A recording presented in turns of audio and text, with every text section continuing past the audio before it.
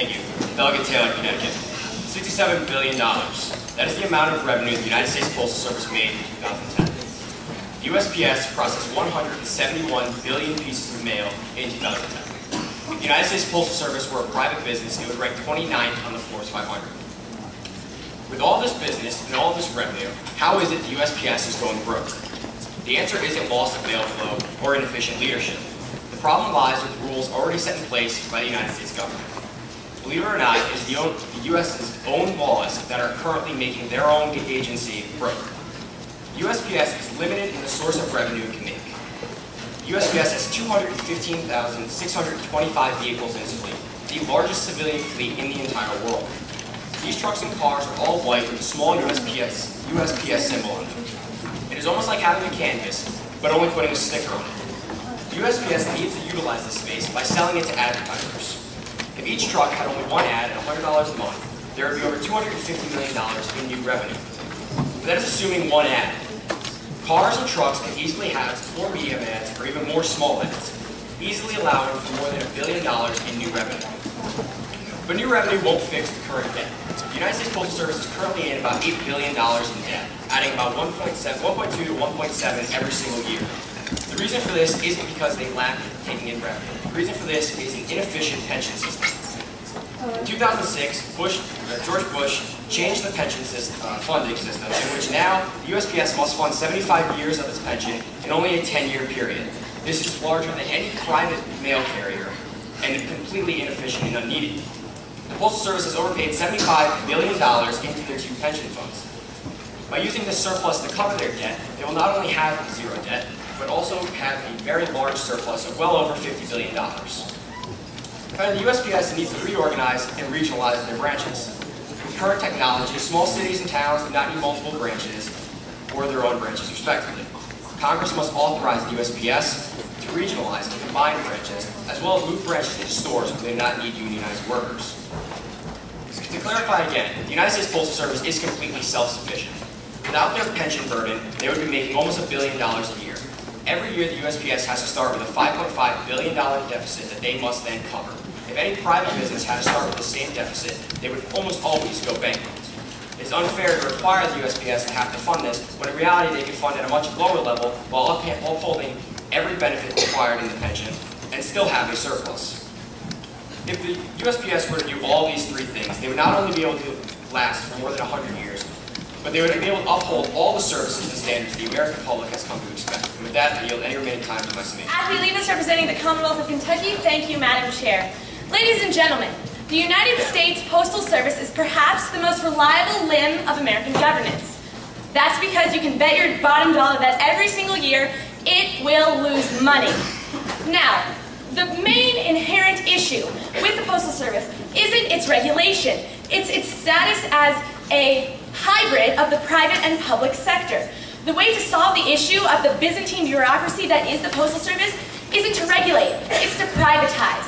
By privatizing the U.S. Postal Service, we can spur competition, and rather than try to only further the funnel that it has become for the American debt, we can allow for competition, lower pricing, and more options for the American citizenry through their power of purchase. The reason that the Postal Service is currently sort of an inept agency, if you could call it an agency, is because it doesn't garner the benefits of the free market because it's not dynamic and self-regulating, but it also doesn't really garner the benefits of the public sector because it's not fully protected and fully subsidized by the government. So really, it's sort of in the worst place you can be as it bridges those 2 polarizations. So if we were to fully privatize, it would be self-regulating, dynamic, and the power would lie in the citizenry, not in the arbitrary hands of the government and its agencies.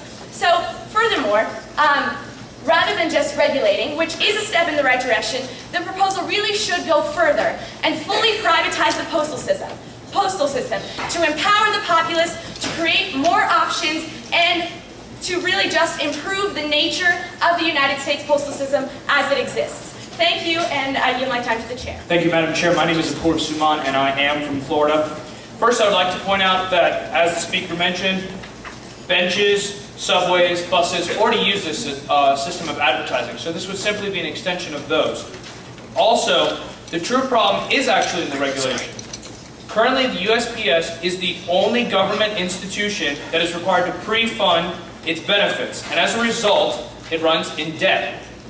If it were not required to pre-fund it, a CRS estimate shows that USPS would actually run a profit based on the revenue it generates. So it's a very simple solution.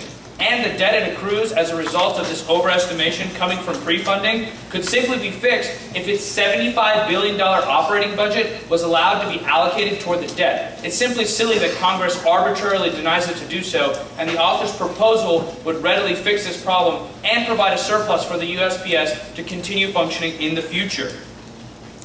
The USPS, according to the research advisors and the CRS, will default at the end of the year, meaning that we will no longer have that steady mailbox and that steady mail that we will receive each and every day. Instead, we will have to rely on private forms of mail in which are not nearly as reliable in small packages and small letters. It's important to consider that the debt accrued by the USPS in 2010 is likely to occur once again in 2011, meaning that the USPS is not viable in the current regulation system. And the proposal here would fix all the problems and provide a means by which to accrue a surplus. I applaud the author for considering multiple facets of this proposal in determining a new way in which to accrue revenue and in solving the previous problems with the pension system. I highly encourage you to pass this proposal, and I commend the author for his work. Thank you, and I yield my time to the chair. Arjun Montrello, Republic of Texas. I request the right to yield any remaining time to Delegate Armstrong from Texas. You have that right. Thank you. First, I would like to start off with the fact that most companies don't want to place ads on failing industries. Now, the second argument is we have to analyze why the USPS is currently able to ship mail at such a cheap price. Why? Because the federal government unofficially subsidizes the cost to about 1/3, meaning that the USPS operates and charges 1/3 of the actual cost of shipping a piece of mail. That's why shipping for UPS, FedEx, any private industry is so expensive. Because of that, no matter how much money we could make off of this proposal, the USPS will always practically be engaged in deficit spending, no matter what, because of the charges it causes, charges it costs, and actually the charges that it costs the American people. And with that, I yield the remaining time to Mr. Armstrong. Armstrong, Republic of Texas. The issue with this proposal is that we make the logical fallacy in affirming the premise by believing that just by making it possible for private corporations to invest by putting an ad on USPS doesn't necessarily mean that they're going to. In fact, it could be a waste of organization and resources. Furthermore, under Article 1, Section 8 and Clause 7 of the United States Constitution, it specifically outlines that the United States Postal Service must exist, and it is the only carrier with a legal obligation in order to send mail. This means that the reason, as the previous delegate mentioned, for it to be subsidized is the fact that it is required to by constitutional law. This isn't something that's up for debate, and privatizing it in any aspect could in fact have constitutional issues later on with the development of this proposal. Although I do believe that we do need to generate revenue in some manner, the fact that the USPS is already down $67.05 billion in terms of revenue according to the Congressional Budget Office of 2010 and operates at a negative deficit of $8.37 billion, I don't see this being the branch to do so, and I yield my remaining time to the chair. Thank you, Fields Pierce, North Carolina. I'd like to reserve the right to yield the remainder of my time to Lisbon of Missouri. You have that right. Thank you. A previous delegate said that companies aren't going to want to advertise on failing businesses. However, that's just not the case. Companies advertise for the Charlotte Bobcats all the time, the Washington Wizards all the time, and the Baltimore Orioles. So they obviously don't care about failing businesses or teams. They just want to advertise, they want to get their name out. Furthermore, a wise man by the name of Jack Kingston once said, "If the sink is leaking, you fix the sink. You do not take a wrecking ball to the entire kitchen." Oftentimes, if there's a problem that arises, we fix the washing machine and the refrigerator, but this is a direct correlation with the problem. We are fixing the problem at hand by raising revenue to fix the problem. Thank you. I yield the remainder of my time to Lisbon. You have a minute, 10 seconds. Thank you. I'm Delegate Lisbon from the Honorable State of Missouri. I would have to agree 100% with what Fields just said. Everything... Delegate, you are out of order. You just referenced a previous speaker by actual name.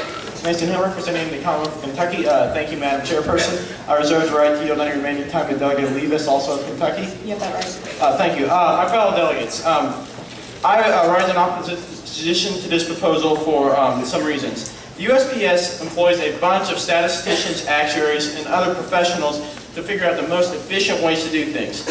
It must be remembered that they have very specific reasons for doing some seemingly odd things, like many things in government. For example, on advertising, while perhaps buses and benches have advertisements, police cars, school buses, fire trucks, and ambulances do not have advertisements on them. The reason for that is because they have irregular traffic behaviors, and it's important not to distract. Similarly, the USPS has an official business fleet that stops at every house and behaves irregularly in traffic. So it is logical that they would not have advertisements. Furthermore, I believe that the USPS advertises for itself on its trucks. So, also, as far as having the USPS relocate the businesses, the reason why post offices are far away from other stuff is because they have high traffic, and it's important that they aren't disrupting other traffic, and they also have to have a processing center. So it would be logical to have them in a place perhaps away from town. So for these and other reasons, I believe that the USPS is working at its most efficient right now. It reliably delivers mail, and if it isn't broken, don't fix it. Thank you.